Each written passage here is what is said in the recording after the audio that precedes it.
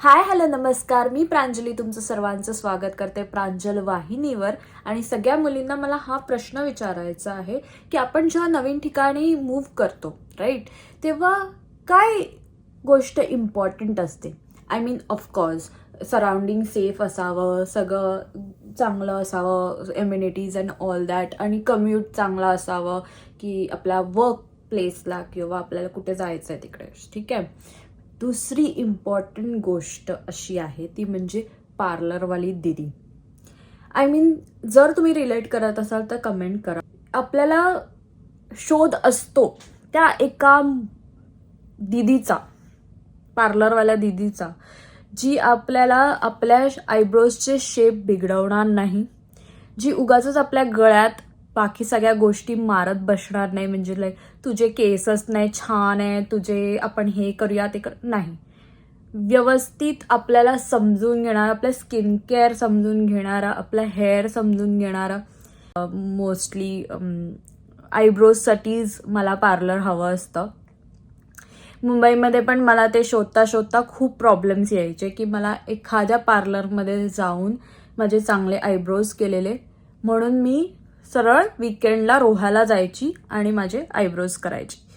So finally मला कॅनडामध्ये माझी पार्लरवाली दीदी भेटलेली आहे. तुम्हाला मी दाखवते माझे आयब्रोज कसे वाढलेले होते. सो आता तुम्ही माझ्या बघू शकता, माझे आयब्रोज एवढे छान केले तिने. म्हणजे आपल्या आयब्रोजमुळे आपल्या पुऱ्या चेहऱ्याचं लुक बदलू शकतं आणि आपल्याला ते रिअलाइज नाही होत. पण आता माझ्या आयब्रोजचा असा शेप आहे षटकोन. जर हे माझं काय काय लोक इथून हे जे टोक आहे ते उडवून टाकतात. एकदा तर पार्लरवालीने माझं इकडचं हे जे आहे ना ते उडवून टाकलेलं होतं.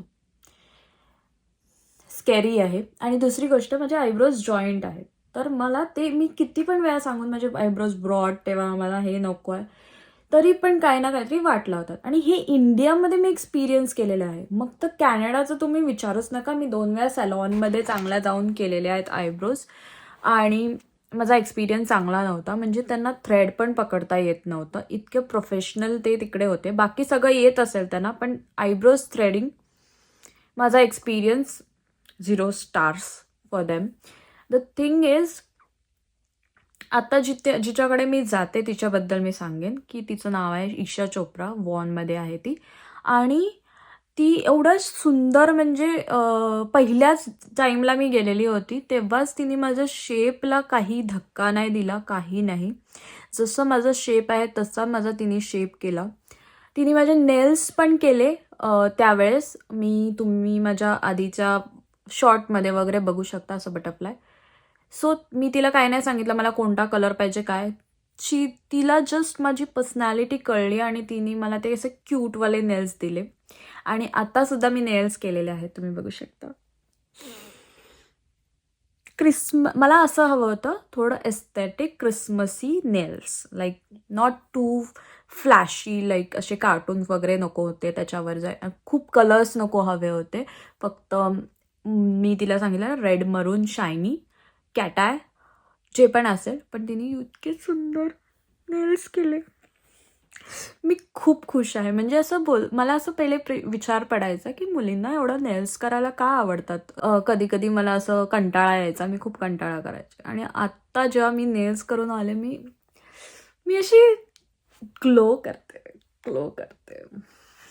त्यामुळे मला असं खूप छान वाटतं आणि मला असं बोलायला पण खूप छान वाटतं.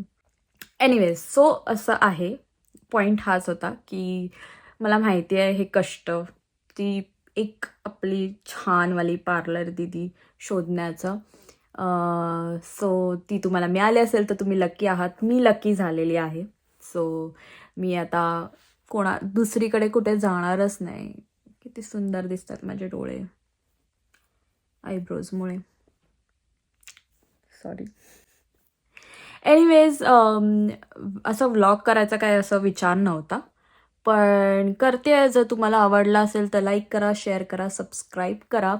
आणि तुम्हाला दुसरं काही बघायला आवडेल, सांगायला, बोलायला आवडेल, ऐकायला आवडेल तर ते मला नक्की कळवा. बाय.